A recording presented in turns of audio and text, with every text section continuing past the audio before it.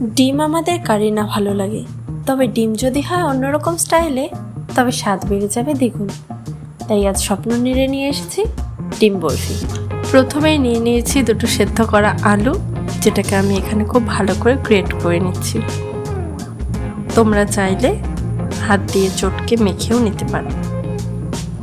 এবার এই আলুতে দিয়ে দিচ্ছি 1 চামচের মতো আদা রসুন লঙ্কা পেস্ট। আমি এখানে 3টার মতো লঙ্কা নিয়েছি। দিয়ে দিচ্ছি 2 টেবিল চামচ পেঁয়াজ কুচি, ভাজা জিরে গুঁড়ো, দিয়ে দিচ্ছি 1/2 চামচের মতো হলুদ গুঁড়ো, ধনেপাতা কুচি, 2টো ডিম,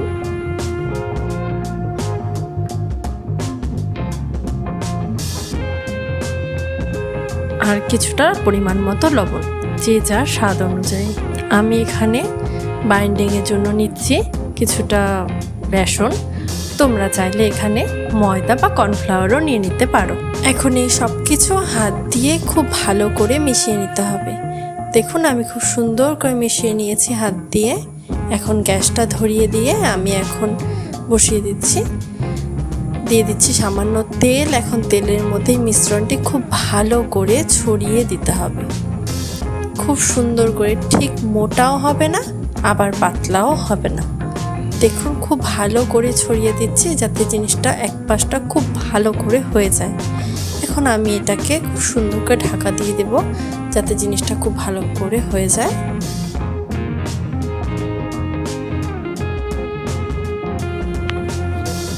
এটাকে এখন ঢাকা দিয়ে দিচ্ছি। 5 মিনিট পরে এটাকে খুলে দেখতে হবে। 5 মিনিট পর চলে এলাম। এখন এটাকে খুলে দেখছি এক পিঠটা মনে হয় হয়ে গিয়েছে।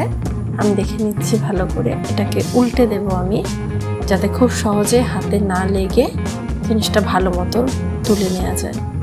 আবার এটাকে রেখে দেব। হ্যাঁ, খুব ভালো করে হয়ে গিয়েছে দেখা যাচ্ছে। হ্যাঁ, এই পিঠটাও হয়ে গিয়েছে। এখন এটাকে আমি নামিয়ে নেব। এটাকে নামিয়ে নিলাম। এখন এটাকে অপেক্ষা করতে হবে ঠান্ডা হওয়ার। গরম অবস্থায় করতে গেলে কিন্তু ভেঙে যেতে পারে, ঠিক সেই জন্য এটা যতটা ঠান্ডা হবে ততটাই ভালো। এটাকে সরিয়ে রেখেছি। কড়াতে খুব সামান্য পরিমাণ তেল গরম করে নিয়েছি। এখন এখানে ফোড়ন দিয়ে দেব দারচিনি, এলাচ, 2টো তেজপাতা, 2টো শুকনো লঙ্কা আর কিছুটা জিরে। এটা একটু হালকা ফোড়ন হয়ে গেলে এটাকে নেড়ে চেড়ে আমি এর মধ্যে দিয়ে দেব ছোট করে কেটে রাখা আলু। আলুটা খুব ভালো করে ভাজতে হবে যাতে এটা পুড়ে না যায়, সুন্দর করে হিটটা একদম এই সময় গ্যাসের মানে মিডিয়াম টু হাইতে যেটা দিয়ে ভালো করে নেড়ে চেড়ে নেব। এটা একটু লাল লাল করে ভেজে নিতে হবে, তবে দেখতেও ভালো লাগবে। হালকা লালচে হবে। এখানে আপাতত হলুদটা আমি দিচ্ছি না। এদিকে ভাজা অংশটা ঠান্ডা হয়ে গিয়েছে। আমরা এখন এটাকে খুব সুন্দর করে কেটে নেওয়ার চেষ্টা করব। আমি এটাকে বরফি আকারে কেটে নিচ্ছি। তোমরা চাইলে তোমাদের ভাব মতো কেটে নিতে পারো। এটাকে আমি খুব ভালো করে কেটে নিচ্ছি যাতে ভেঙে না যায়, তাই এটাকে এতটা ঠান্ডা করে কেটে নিলাম। দেখুন কি সুন্দর হয়েছে টুকরোগুলো, দেখেই ভীষণ ভালো লাগছে।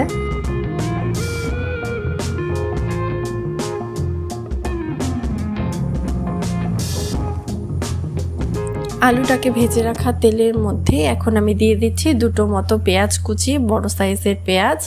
এটাকে আমি এখন হালকা লালচে করে অল্প ভেজে নেব, নরম নরম করে। খুব বেশি কড়া হিটে ভাজা যাবে না। এটা কিছুটা ভাজা হয়ে এলেই আমাদেরকে সুন্দর করে এটাকে এখন আমি দিয়ে দিচ্ছি আদা রসুন টমেটো আর পাকা লঙ্কা বাটা। আমি এখানে 2টোর মতো পাকা লঙ্কা নিয়েছি আর লাল টমেটো নিয়েছি একটা বেটে। এখন এটাকে ভালো করে নাড়াচাড়া করতে হবে।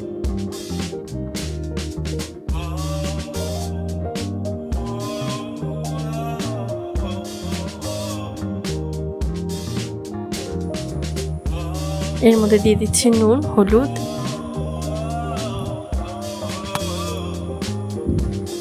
যাতে এটা খুব সুন্দর একটা কালার আসে।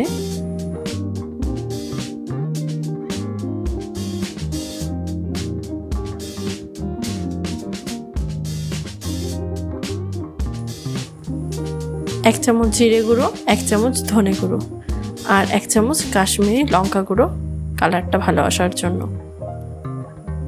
এটাকে ততক্ষণ পর্যন্ত কষিয়ে নিতে হবে যতক্ষণ না তেলটা ছেড়ে আসছে। আমি এটাকে খুব ভালো করে কষিয়ে নেব আর সাথে দিয়ে দিচ্ছি খানিকটা চিনি, যাতে নুন চিনির ব্যালেন্সটা ভালো করে ঠিক করে থাকে।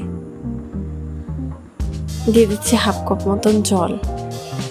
এখন এটা আমি সুন্দর করে নেড়ে চেড়ে নেব আর এটাকে কষাতে হবে ভীষণ ভালো করে, না হলে কিন্তু মশলার কাঁচা গন্ধটা থেকেই যাবে। আলুটা সেদ্ধর জন্য ঢেকে দিয়েছি। খানিকক্ষণ বাদে ফিরে এলাম, দেখি আলুটা মোটামুটি সেদ্ধ হয়েই গিয়েছে। খুব সুন্দর একটা গন্ধ বেরোচ্ছে। আলুটা আরেকটু সেদ্ধ হতে থাক, ভাজা ভাজা হতে থাক। ততক্ষণ বলো যে তোমরা কে কে আলু খেতে ভালোবাসো, প্লিজ আমাকে কমেন্ট করে জানাও। দিয়ে দিচ্ছি 1/2 কাপ মতন জল। এখন এটাকে সুন্দর করে নেড়ে চেড়ে নিচ্ছি। তোমরা যারা যারা আলু খেতে ভালোবাসো তারা কিন্তু আমাকে অবশ্যই জানাবে।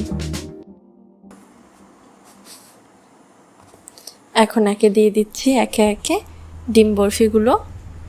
ব্যাস, আর কিছুই না। এরপরে আমরা গরম মশলা দিয়ে এটাকে সার্ভ করে নেব।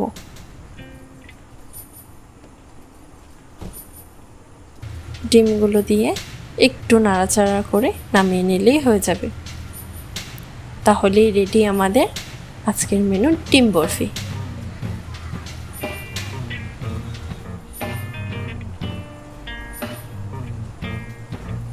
হাফ চামচের মতো গরম মশলা দিলেই হয়ে যাবে।